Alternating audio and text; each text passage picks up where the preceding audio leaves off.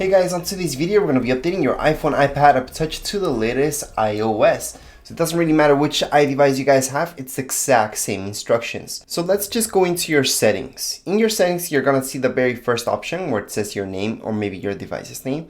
Go into there and manually make a backup using iCloud. If you guys have no more space on your iCloud, maybe your 5 gigs are over, don't worry about it. Use iTunes on your computer in order to back up your iPhone, iPad, or Touch.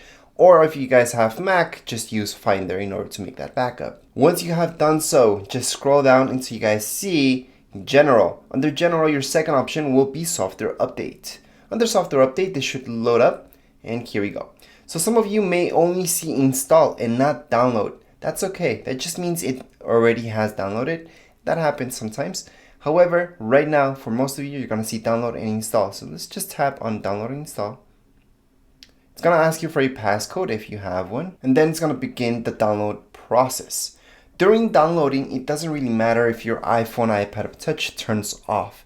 However, during the installation itself, it's a big deal, because if something goes wrong, turns off for any reason, then you will have to restore it. Restoring means deleting everything from your device, and that's why we made this backup just in case something goes wrong. You also need to keep in mind that you need at least 50% of your battery. Even if you guys have 90% of your battery, I still recommend hooking it up to some electricity so you guys don't have any mistakes happen when it just turns off for any reason. Maybe your battery's not the best anymore, so it's always just best to have it hooked up to some electricity when you're doing any backups, even if you're at 100%. And yes, I know some people will disagree with me because you don't like to have your iDevice hooked up to electricity once it's 100%, and you're right. But during an update, you really need to. How long will this entire process take? Well, it does really depend on your iDevice and your internet speed. For most, it will take around 10 minutes to download with slowish to medium internet speed.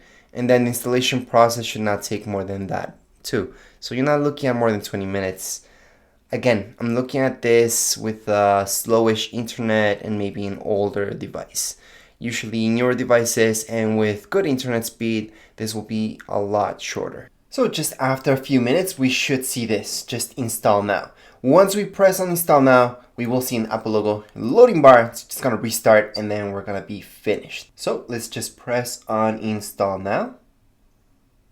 So once it verifies, you're gonna see an Apple logo and a loading bar like I mentioned, and that's gonna just fill up. It's gonna take a little bit, and then we're gonna see it again. We're gonna see another Apple logo and a loading bar. This time it's gonna load a lot faster. So we should see that Apple logo and loading too, and then we should see this. It's gonna ask you for your passcode to actually get into your phone. But before I do that, it should tell you that your software is up to date, and then put in your passcode if you guys have one.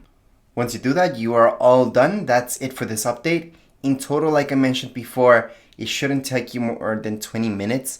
For most of you, it's gonna be maybe 10 minutes, and for some of you, it might be 5 minutes in total, downloading plus installation, because it's such a small update. Anyways, that would be it for this video. If you guys have any comments, questions, you guys can write down here in the comments area. Don't forget to subscribe and rate. Thank you.